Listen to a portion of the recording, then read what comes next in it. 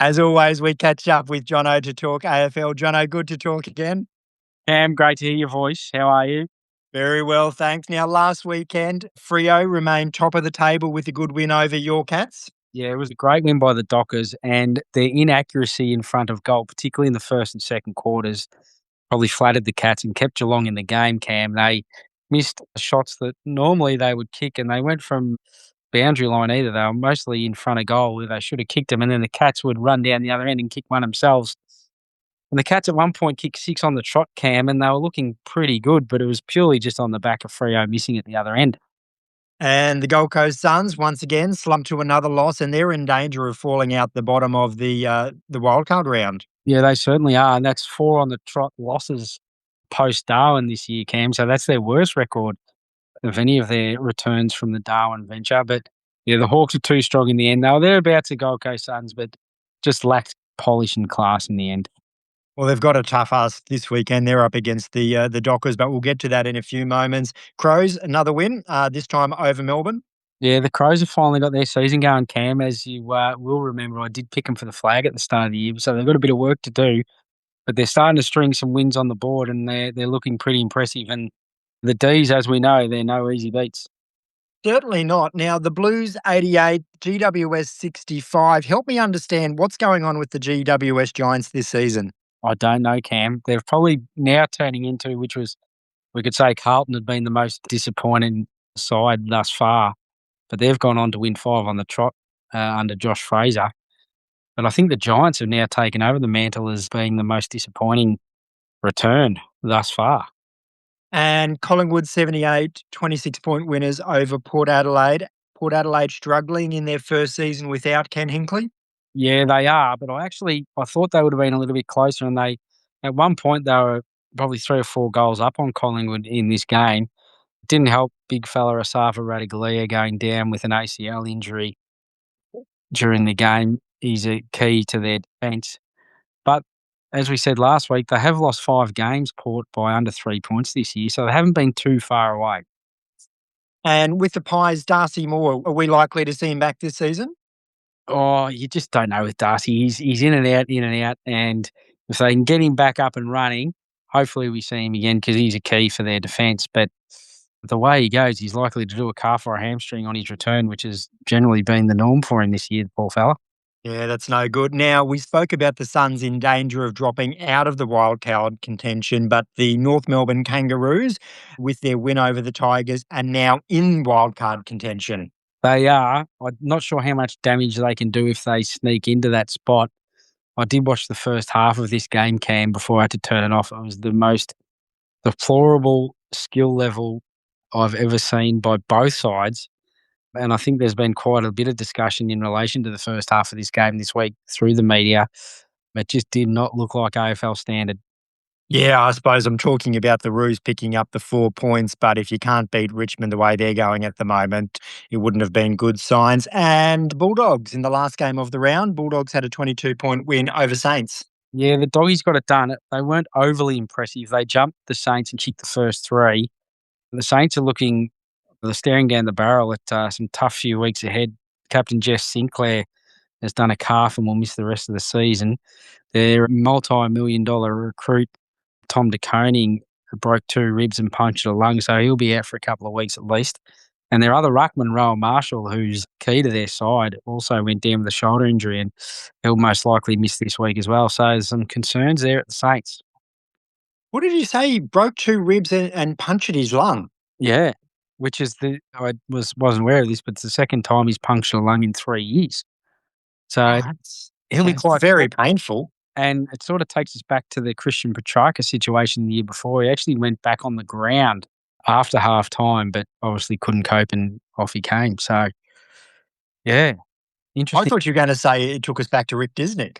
Yeah, well, Daryl. Buys for the round, Lions, Bombers, Swans and West Coast.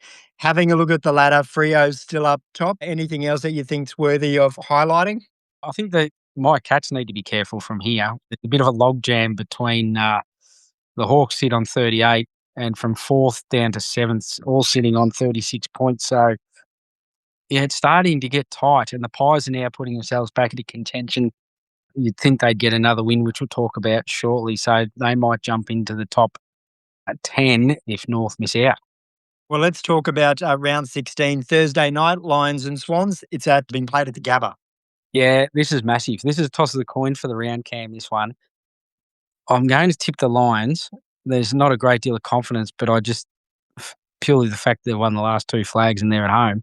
The Swans have got Tom McCartan back, key defender, who suffered concussion a couple of weeks ago. And they also welcome back their absolute gun, Errol Goulden, who did his shoulder, might have been the second or third game of the year and has missed the last 3 months. And he was actually my tip for the Brownlow this year. So they've got some quality coming back this weekend, the Swans. But I'm just going to favour the Lions and hope they get their season back on track this week. Well, you've just convinced me to back the Swans there, so I'll go the red and the white. Hawthorn GWS, it's in Melbourne. Hawks, they should win this one given the inconsistency of GWS. Yeah, they should, Cam. I don't. Hawthorn at their best can beat anyone, and they've got the firepower to do so. As you said, the Giants, they've been battling and they've inconsistent form throughout the season. You know, they really haven't had a settled side throughout the year, which doesn't help either. But yeah, the Hawks will be too strong here. 14 v 16th place on the ladder, but the Blues are going to go into their match against the Eagles as raging hot favourites. Raging hot favourites, Cam. I think they're about $1.14 at present. So purely the fact they've won their last 5 and they're starting to play the footy that probably the footy world thought they should be doing in the first place, it should be enough to get over the Eagles at Marvel. And our weekly comment once again is poor old Michael Voss. Poor old Michael Voss. It's unbelievable, isn't it? And Josh Fraser's actually, has said all along that he's not interested in taking over the job. But with 5 wins on the trot, it's hard to at least not interview him and say, "Are you interested?" So Yeah. time will tell. The G will host Collingwood up against Richmond. Traditional rivals? Most definitely traditional rivals, but they're neither of these two sides. It was only 2017, 2019, these two sides played off in a preliminary final. So it's not that long ago, but they've obviously both fallen from grace a fraction, more so the Tigers. Obviously went to the draft and tried to rebuild their team that way. But the Pies, when they're going, they look pretty good, Collingwood, and they shouldn't have any trouble accounting for Richmond on Saturday night. Yeah, if they would get the win there, that pushes them to 30 points and they're right in contention for wildcard. Most definitely. Battle of Adelaide, Port Adelaide up against the Crows. It's 5 v 15th, but I suppose you just forget where they are on the ladder when these two teams meet in Adelaide. Yeah, the showdown is massive, and it's one of my more favoured games to watch throughout the year because it always dishes up some quality. I have a feeling that the Crows are going to get this one done a little bit more comfortably than they usually would, purely on the back of key injuries to Port. But saying that, it is a showdown, and Port generally like to get up for these games. So, yeah, time will tell, Cam, but I think the Crows should be too strong. And the Kangaroos should pick themselves up another victory this time against the Bombers. Well, you'd think so, but this could go either way. I was looking at this one earlier, Cam, and I just feel at some point the Bombers are going to win a game, and here's an opportunity for them to do so. Whether it eventuates or not, we'll find out on Sunday. But I'm going to go out on a limb here and pick the Bombers in. I can't believe it. We're saying will be an upset to defeat the Roos. Yeah, well, I'll be backing the Roos in that one. And then Gold Coast Suns, their task just gets harder. They're up against the top of the table Dockers. Yeah, it does. And I feel as though the Suns can push the Dockers for part of this game, but the Dockers will be too strong, too powerful. And yeah, they're premiership favourites now, which I never ever thought I'd hear it say that the Fremantle are the flag favourites, but the headlines over in the Western Australian press are flag mantle, they're being called. So yeah, they're going nicely, the Dockers. They don't seem to have too many weaknesses on that selection table. They haven't won a flag yet, have they? No, they lost to Hawthorn in 2013.